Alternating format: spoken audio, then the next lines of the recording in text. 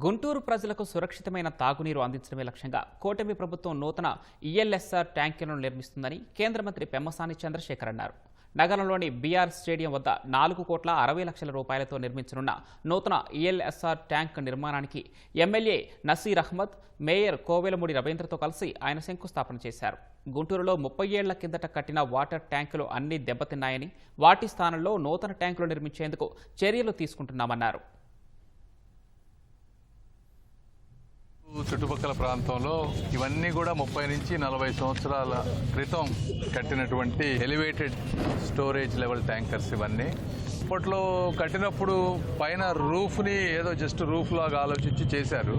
లోపల ప్లాస్టింగ్ చేయకపోవటం, తర్వాత థిక్నెస్ ఆఫ్ ది రూఫ్ తక్కువగా ఉండటం వల్ల అన్ని ట్యాంకులకి రూఫులు లేచిపోయినాయి. 15 సెంటీమీటర్స్ అంటే 50% థిక్నెస్ పెంచడం, అదేవిధంగా రూఫ్లో ఇన్సైడ్ కూడా ప్లాస్టింగ్ చేసి ఎపాక్సీ పెయింటింగ్ వేసి ఫ్యూచర్లో ఈ క్లోరిన్ ఎక్స్పోజర్ వల్ల కానీ ఇంకో దాని వల్ల ఐరన్ ఎక్స్పోజ్ అవ్వకుండా ఆ రూఫ్లు పాడవకుండా ఉంటే వీటికి ఒక లాంజివిటీ ఉంటుంది.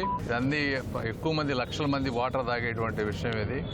చాలామందిని మనం ప్రైవేట్ సిటిజన్స్ని కూడా వీటన్నిటి మీద అబ్జర్వ్ చేయమని చెప్పాం. వర్కులన్నీ కూడా కేవలం గవర్నమెంట్ మిషనరీ కాకుండా వాళ్ళు కూడా చొరవ తీసుకొని ఈ వర్కులు జరిగేటప్పుడు కొంచెం క్వాలిటీ మెయింటైన్ చేస్తే ప్రాంతానికి మంచి జరుగుతుంది.